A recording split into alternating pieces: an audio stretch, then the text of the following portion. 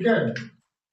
दोनों देखेंगे, एक बार अवतल में दूसरा उत्तल में। पहले अवतल के लिए है कि अवतल दर्पण में जो फोकस दूरी है और वक्रता त्रिज्या उनके बीच में क्या रिलेशन बनेगा, क्या संबंध बनेगा।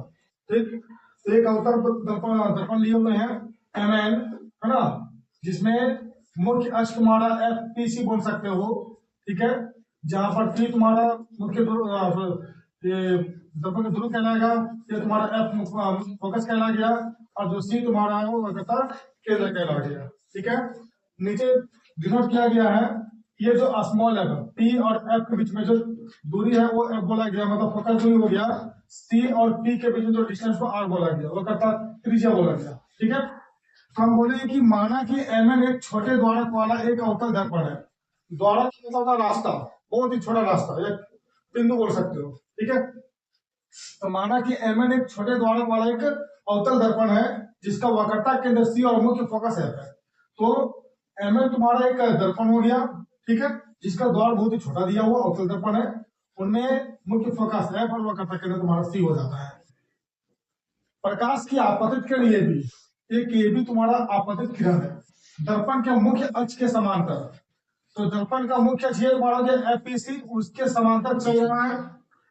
ये समांतर चलती हुई दर्पण की सतह पर बिंदु B पर आपतित होती है।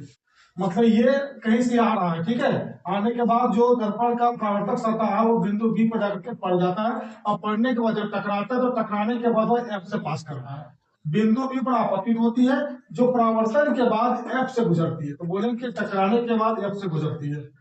अतः ज्यामिति से CB दर्पण की सतह के बिंदु B पर अभिलंब होगा।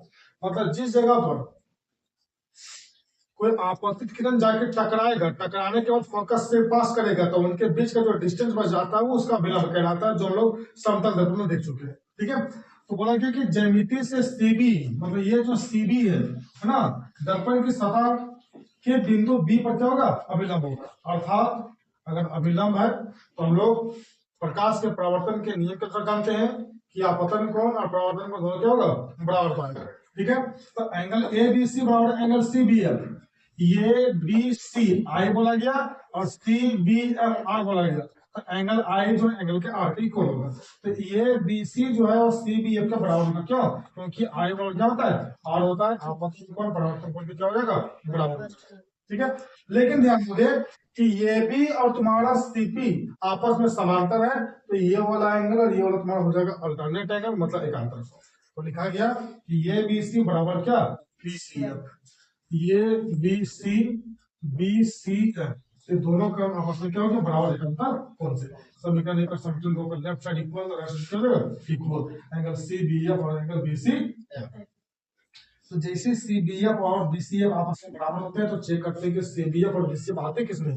तो CBF और BCF मतलब देखा जाए तो ट्रायंगल BFC में आ रहे हैं। ठीक है, तो CBF CBF ये वाला CBF एंगल B ये वाला एंगल है ना, और BCF BCF ये वाला एंगल, मतलब ये वाला एंगल और ये वाला एंगल दोनों क्या बताया, बराबर लिखा है। ठीक है, बराबर बताया। तो जानते हैं कि त्रिभुज का अगर समूह कोण बराबर होता है तो समूह भुजा भी बराबर होता है। तो ये दोनों सामने वाला कोण है, तो सामने वाला भुजा भी क्या हो जाएगा, बराबर हो जाएगा। मतलब तुम्हारा हो गया CF बराबर क्या, FB। ठीक है, जब CF बराबर तुम्हारा FB हो गया तो लिख दिया गया समूह कोण का समूह भुजा बराबर होता है। ठीक, तो CF का CF हो गया, लेकिन FB की जगह पे क्या लिख दिया, PF। क्यों लिखे PF, बोला गया ना कि ये जो दर्पण है छोटा द्वारक है, ठीक है, मतलब इसका जगह बहुत ही कम है। तो P जो है ना B के काफी निकट है, और जब निकट होता है तो लगभग पास होता है, मतलब बराबर मान लिया जाता है। तो देखो दोनों एक ही अंतर है, यहाँ B और यहाँ क्या P, और जबकि दोनों में क्या है F और F है। तो जब दोनों आपस में नजदीक हो जाता है तो बराबर हो जाता है। तो दर्पण का द्वारक छोटा होता है, अतः बिंदु B के क्या काफी निकट, इसलिए जो तुम्हारा FB पहले था वो क्या हो गया, PF हो गया। ठीक है, CF बराबर क्या हो गया, PF। PF बराबर CP बटे, देखो ये जो PF है वो CP का आधा कहलाएगा। ठीक, क्योंकि बीच का भाग है, एक केंद्र बिंदु दिया हुआ है, तो CP ये जो PF है CP का आधा कहलाएगा। तो PF बटे क्या हो गया, CP बटे PF। P से F क्या डिस्टेंस है, स्मॉल है, क्या हो गया स्मॉल बराबर है ना सीपी सी से पी क्या हो गया आर तो आर बटे जी का बचा 2 तो एफ बराबर सीपी सॉरी एफ बराबर क्या आर बटे 2 नहीं तो आर बराबर 2 गुने एफ ठीक है तो ऐसा कह सकते हैं कि अवतल दर्पणों